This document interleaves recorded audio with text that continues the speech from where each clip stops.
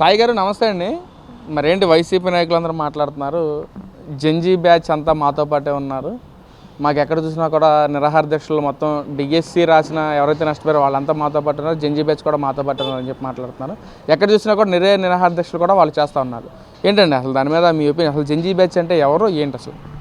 నమస్తే అండి. ముందు మా జిల్లా నుంచి వద్దాం. జెన్జీ బ్యాచ్ చాలా మంచి బ్యాచ్ అండి. మా దగ్గర జెన్జీ బ్యాచ్ సునీల్ అంటాడే, అదేదో సినిమాలో మా ఫ్రెండ్స్ ఎవరో తెలుసా నీకు అని చెప్పి సామిగాడు వీరిగాడు ఇవన్నీ పేరు చెప్తారు కదా. మా జిల్లాలో జెన్జీ బ్యాచ్ మా జిల్లా జెన్జీ బ్యాచ్ మాత్రం సూపర్. అసలు కొడాలి నాని గారు Gen Z batch 7th pass, 6th pass, 7th fail. కానీ బియ్యం సంచులు ఎట్లా అమ్ముకోవాలో బెంగళూరులో బాగా తెలుసు. ఆయన జెన్జీ బ్యాచా. మా పేరు నాని గారు బందర్, ఆయన జెన్జీ బ్యాచా. బియ్యము రేషన్ బియ్యం, పేదలకు ఇచ్చే రేషన్ బియ్యం అమ్ముకు దొబ్బిన జెన్జీ బ్యాచ్, ఆయన జెన్జీ బ్యాచా. పోనీ ఇటు చూసుకుందాం, జోగి రమేష్ గారు కోడల్ని ఎలా హింస పెట్టాలి, అగరబత్తీలు కాలుస్తే శవం దగ్గర వచ్చే వాసన, ఇలాంటివన్నీ ఆయన జెన్జీ బ్యాచా. పోనీ మా పక్క జిల్లా చూద్దాం, విడుదల రజనీ గారు ఆరోగ్య శాఖ మంత్రి. అప్పుడు ఏం జరిగింది? ఆరోగ్య శాఖ మంత్రిలో వీటికన్నిటికీ ఎక్విప్మెంట్ సప్లై చేసేవాళ్ళు ఆంధ్రప్రదేశ్ గవర్నమెంట్కి డబ్బులు ఇవ్వట్లేదని రెడ్ జోన్లో పెట్టారు. ఏది మెడికల్ ఎక్విప్మెంట్ సప్లై చేశారు. ఆమె జెన్జీ బ్యాచా. లేకపోతే పక్కనే ఆయన ఇంకో జిల్లాలో ఇంకో మినిస్టర్ ఉన్నారు, అంబటి రాంబాబు గారు, ఆయన జెన్జీ బ్యాచ్. ఆయన గంట సుకన్య, కన్యా సుకన్య. లేకపోతే ఆ లల్లుడు గౌతమ్ చెప్పాడు, ఆయన డాక్టర్ గారు అనుకోండి. మా మామని నమ్మద్దు, మా మామ పెద్ద మోసగాడు. ఆయన అంటే ఒక కూతురు, ఆ కూతురికి పెళ్ళైన అల్లుడు, ఇలాంటి ఏజ్ వచ్చిన వాళ్ళు జెన్జీ బ్యాచ్ అనమాట వాళ్ళ దృష్టం. పోనీ ప్రకాశం జిల్లా నుంచి వచ్చామంటే ప్రకాశం జిల్లా ఎలాగో ఖాళీ అయిపోయింది, వైసీపీ వాళ్ళు లేరు. నెల్లూరు జిల్లాకి వెళ్దాం. మా అరపర్సెంట అని అన్నాడు ఆయన, ఎవరు, అనిల్ కుమార్ యాదవ్ గారు. ఆయన జెన్జీ బ్యాచ్. ఆయన ఏమో క్రికెట్ బెట్టింగ్లో వేసుకుని ఆయన జెన్జీ బ్యాచ్. ఇంకో ఆయన ఉన్నాడండి, మర్చిపోయాను, మన అంబటి రాంబాబు గారు. ఆ పోలవరం ప్రాజెక్ట్ అడిగితే కాపర్ డయాఫ్రమ్ వాళ్ళు ఎక్కడుందండి అంటే కింద ఉండిద్దా, లేకపోతే గంటకోసారి కన్యా సుకన్య, లేకపోతే బూతులు తిట్టడం, ఆయన జెన్జీ బ్యాచ్. మా చిత్తూరు జిల్లాలోకి వచ్చేటప్పటికి టీడీఆర్ బాండ్స్ అని చెప్పి డబ్బులు దొబ్బారు తిరుపతిలో. ఆ పేరేంటి, భూమా కరుణాకర్ రెడ్డి, భూమా ఆయన పేరు ఏదో ఉందిలే. ఆయన మన ఎమ్మెల్యేగా కంటెస్ట్ చేసి ఓడిపోయాడు. వాళ్ళు జెన్జీ బ్యాచా. లేకపోతే మన అనంతపురం జిల్లాలోకి వచ్చేటప్పటికి ఆ గొడ్డలోడ తీసినాడు జెన్జీ బ్యాచా. లేకపోతే కర్నూలులో వచ్చి నగ్నంగా పూజలు చేయించి ఆడవాళ్ళ చేత గెలుద్దాం అన్న జెన్జీ బ్యాచా.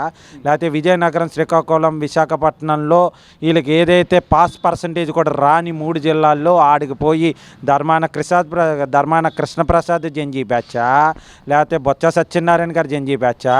లేకపోతే ఆమదాల వలస ఆడి పేరేంటి, మొన్న లేడీ ఏఎస్ఐ గారి మీదకి వెళ్ళిన ఆయన రవి, ఏదో ఇంటి పేరు రవి, ఆయన జెన్జీ బ్యాచా.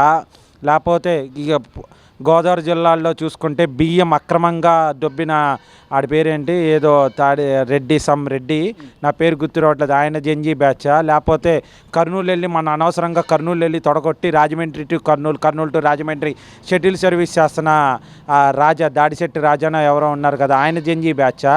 ఇలాగా జెన్జీ బ్యాచ్ అంటున్నారు. కానీ మాకు ఈ జెన్జీ బ్యాచ్ ఏం కనపడలేదు. అంచా ఎట్లా కనపడుతుందంటే చెప్పనా, మీకు రామ్ చరణ్ సినిమా నాయక్ సినిమాలో ఏంట్రా ఎక్కడ సిటీలో ఉన్న స్క్రాప్ అంతా దొంగనా కొడుకులు అంతా ఇక్కడ ఉన్నట్టు వీళ్ళు ఎక్కడికి వెళ్ళినా సరే ఇది. ప్లస్ మన ఇప్పుడు జగన్మోహన్ రెడ్డి గారు ఎక్కడికి వెళ్ళినా సరే జేబు దొంగలు వచ్చి గొలుసులు కొట్టేయడం. మొన్న పొగాకు రైతులకి సంఘీభావం తెలపడానికి వెళ్తే ఆమె ఏదో హోటల్ చేసేసి, నాకు ఆ సీన్ చూడంగానే ఒక్కడి సినిమా గుర్తుకొచ్చిందండి. ఒక్కడి సినిమాలో మహేష్ బాబు భూమిక వాళ్ళ అన్నని అచ్యుత్ని వీళ్ళందరినీ చంపేసిన తర్వాత ఆయన ఫోటోకి వెళ్ళి దండేసి దండం పెడతాడు కదా ప్రకాష్ రాజు. అట్లానే ఆ హోటల్ పగలు కొట్టి ఆ హోటల్ ఆమెని మళ్ళీ వీళ్ళు చేస్తుంటే వీళ్ళు జెన్జీ బ్యాచా. సో లేకపోతే మనకి అసలు హైలైట్, మనకు ఒక హీరో ఉన్నాడండి, ఎంటైర్ వైసీపీలో ఒక హీరో ఉన్నాడు, 2 సినిమాలు తీశాడు, ఆ 2 రిలీజ్ అవ్వలేదు అనుకోండి.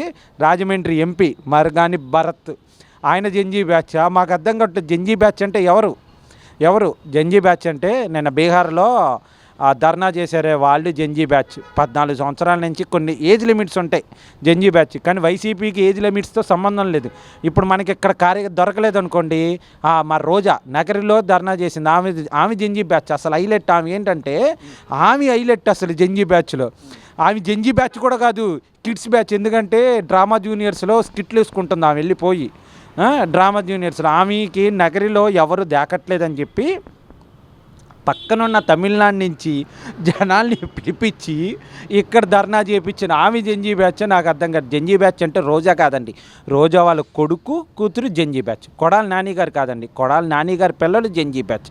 ఇప్పుడు మన పేరు నాని గారు కాదండి, పేరు నాని గారి పిల్లలు జంజీ బ్యాచ్.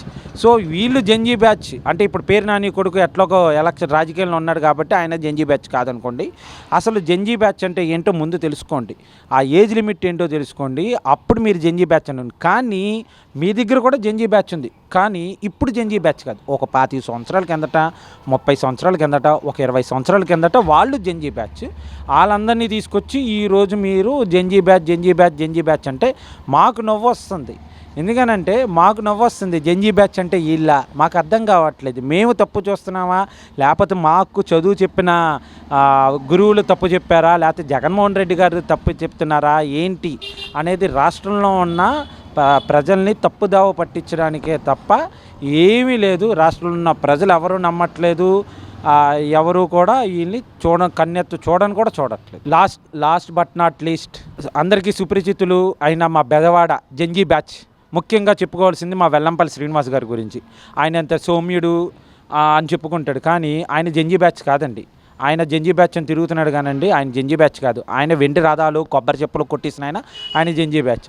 మాకు ఇట్లాగే ఇక్కడ బెజవాడలో గుణదలని ఫేమస్ ఒకటి ఉంటుందండి, అక్కడ ఒక ఆయన ఉంటాడండి, పేరు కూడా అవసరం లేదు, బెజవాడలో గుణదల్లో ఫేమస్ ఒక ఆయన ఉంటాడు. ఆయన జంజీ బ్యాచ్ కాదనుకోండి, ఆయన కూడా మేము జంజీ బ్యాచ్ అని తిరిగేస్తున్నారు. వాళ్ళు కాదురా నాయన జంజీ బ్యాచ్ని మొత్తి నోరు కొట్టుకుంటున్నాం. అయ్యా వెల్లంపల్లి శ్రీనివాస్ గారు, రాజకీయంలో కొన్ని పార్టీలకి కొంతమందే లీడర్లు ఉంటున్నారు.